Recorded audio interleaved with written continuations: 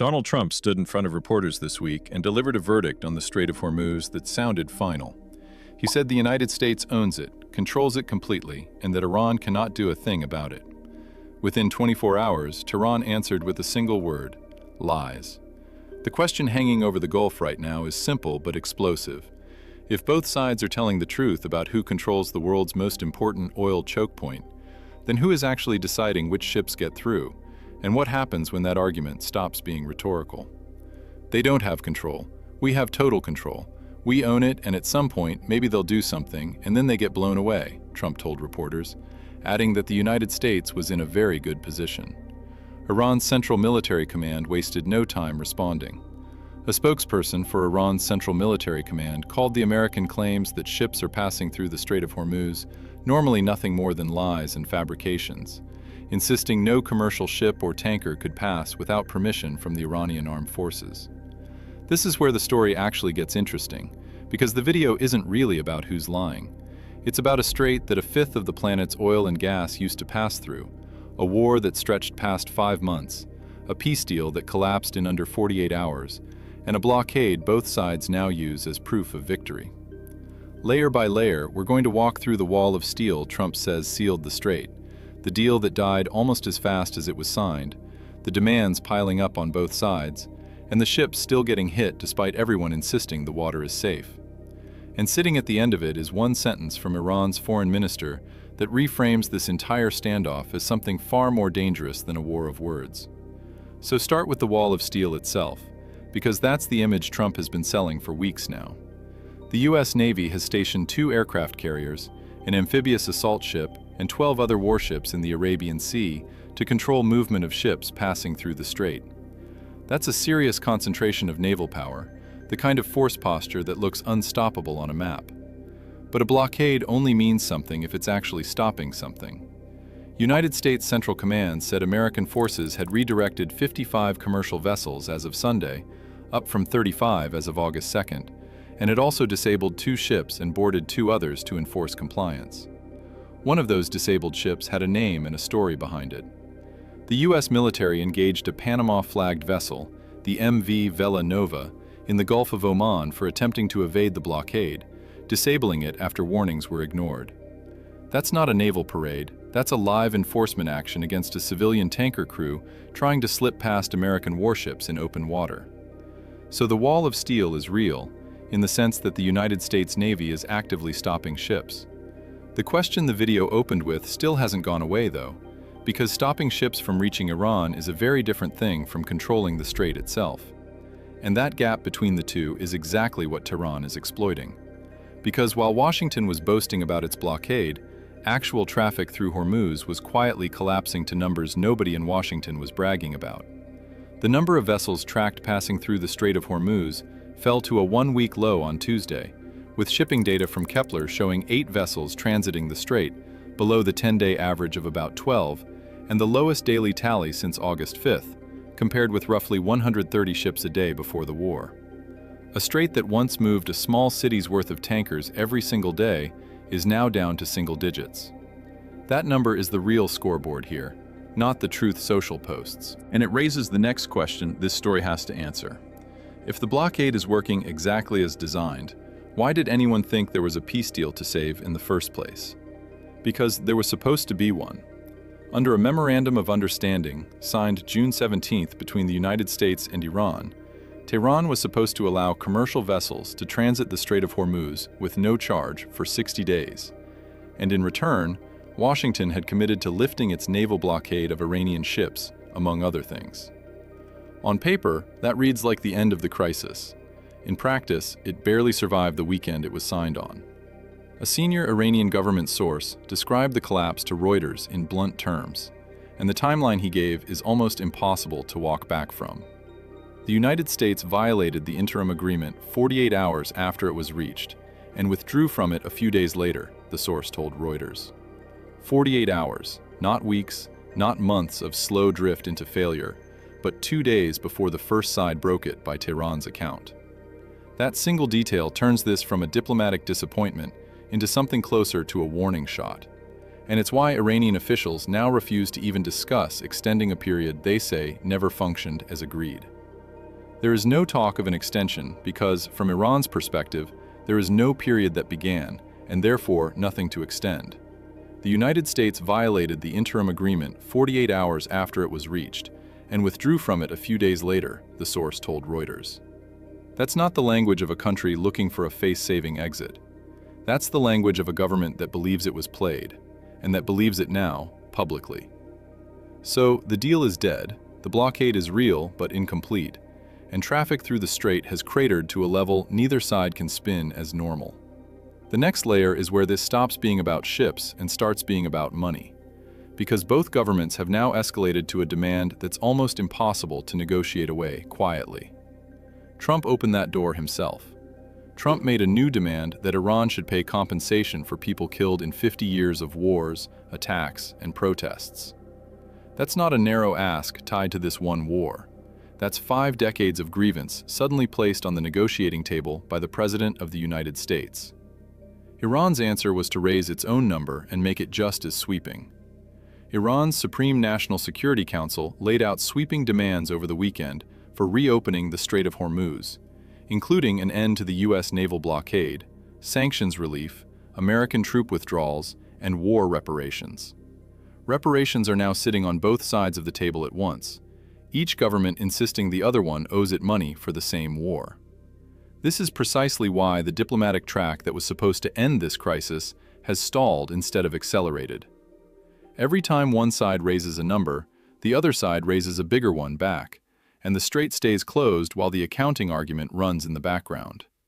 Which brings the story to the halfway point, and to a sharper version of the question this video opened with. It's no longer simply who controls the Strait of Hormuz. It's whether either government actually wants it reopened before it can claim total victory.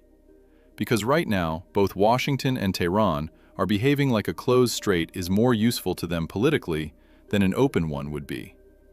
And if you want to see how far each side is willing to push that logic before something breaks on the water, stay with this, because the next layer covers the attacks still happening in the Gulf of Oman and the Bab el-Mandeb Strait this week, despite every claim from both capitals that the water is under control, because ships are still getting hit, and the incidents aren't ambiguous. On Tuesday, in separate incidents, a suspected Houthi attack on a small cargo vessel killed 4 crew members in the Bab el-Mandeb Strait, while a U.S. Navy MH-60 helicopter fired 2 Hellfire missiles to disable the steering gear of a Panama-flagged cargo ship. 4 sailors dead in one strait, an American helicopter crew firing missiles at a civilian ship's rudder in another. On the same day, both presidents and prime ministers were arguing about who's really in charge. That's the reality underneath the rhetoric. Whoever is technically in control of Hormuz, nobody sailing through these waters this week felt safe. And that fear is exactly what's driving the oil market into a state nobody predicted 6 months ago. Benchmark Brent crude futures have surged since the start of the war in February, hitting a peak of $126 a barrel, roughly 75% above pre-war levels, with choppy trade reflecting concerns over disruptions to Gulf oil supplies. That's not a market shrugging off a diplomatic squabble. That's a market pricing in the possibility that this doesn't end soon. The energy watchdog that tracks global supply put a harder number on what that closure is actually costing the world. Our forecast for global oil demand in the second half of 2026 is reduced by roughly 550,000 barrels per day versus last month's report, as the continued closure of the Strait of Hormuz disrupts international supply chains. And although the market is projected to return to surplus towards the end of the year, the urgency of reopening the strait has increased, as previously available inventory buffers are rapidly depleting, the agency said. Global reserves, the cushion every economy relies on when a chokepoint closes, are running down in real time. That's the kind of pressure that's supposed to force a resolution. Instead, it seems to be hardening both governments rather than softening them. And that hardening has a face and a voice on Iran's side that deserves specific attention. Mohammad Bagher Zolghadr, the Iranian security official who laid out Tehran's 6 conditions for ending this, made clear the posture isn't temporary. Zolghadr declared that Tehran would not yield, whether in war or in negotiations. That's a government stating outright that it sees no functional difference anymore between fighting and negotiating, because it's approaching both the same way. And a senior advisor close to Iran's Revolutionary Guards took that same logic even further, into territory that should worry anyone hoping this resolves soon. A top advisor to Iran's Revolutionary Guards said it could prolong the war until Trump is out of office, telling PBS that Iran has to attain deterrence so that the enemy never dares to attack it so it can live with security. That's not posturing for a domestic audience.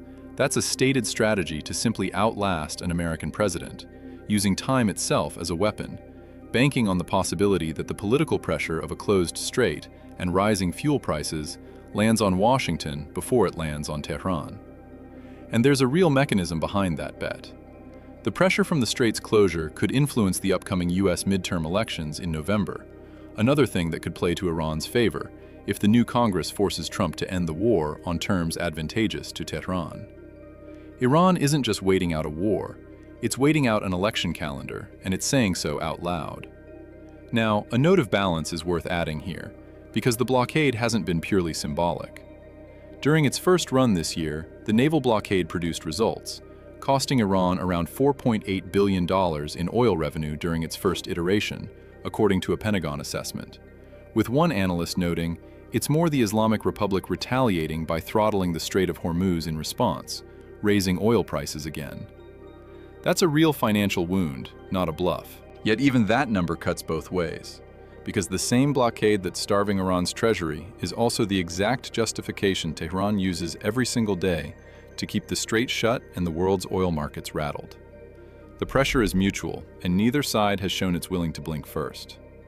Which is what makes the sentence Iran's foreign minister delivered this week land so differently once you've seen everything stacked up against it.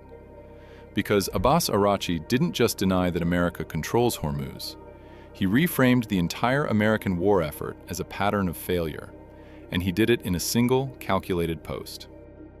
Iranian Foreign Minister Syed Abbas Araghchi said the U.S. has long miscalculated due to intelligence failures, adding, "Case in point, the war on Iran. Now an even bigger miscalculation on the Strait of Hormuz." Read that again slowly, because it's not a throwaway insult. Iran's top diplomat is publicly telling the White House that its entire read of this conflict, from the initial decision to go to war through to this week's claim of total naval control, is built on the same flawed intelligence, and that Hormuz is simply the latest and largest example of Washington believing something that isn't true. That's the sentence this whole story was building toward, the one that turns a squabble over shipping lanes into an accusation that the world's most powerful military doesn't actually understand the war it's fighting. And that accusation lands at the worst possible moment for Washington to dismiss it, because the numbers on the water back Araghchi up more than they back up the president's Truth Social posts. Traffic is down to single digits. A country's foreign minister just said, in public, that the war and the blockade are twin miscalculations built on the same broken intelligence picture, while tankers keep getting disabled and sailors keep dying in the waters everyone claims to control. So where does that actually leave things tonight? The wall of steel is real enough to disable tankers and cost Iran billions, but it hasn't reopened a single lane of normal shipping traffic, and that's the distinction the title of total control keeps failing to survive. A blockade that stops ships is not the same thing as control of a strait, and Tehran's entire argument rests on forcing the world to see that difference every single day the water stays this empty. What this moment actually proves is that neither Washington nor Tehran currently has the power to end this standoff on its own terms. Only the power to keep the other side from claiming a clean victory. Watch for three things from here. Watch whether Oman's separate side deal with Tehran produces an actual reopening framework, or simply another round of statements. Watch whether the next ship disabled or boarded in the strait belongs to a nation with enough diplomatic weight to force a real escalation. And watch whether Araghchi's miscalculation line gets a direct answer from the White House, or gets ignored the way every previous Iranian statement on this war has been. So is this a genuine standoff over who holds the water? Or is it two governments performing control for audiences back home, while the tankers keep taking the real risk? Tell us which one you believe is closer to the truth in the comments below, and subscribe if you want to see exactly how this plays out when the next ship gets hit.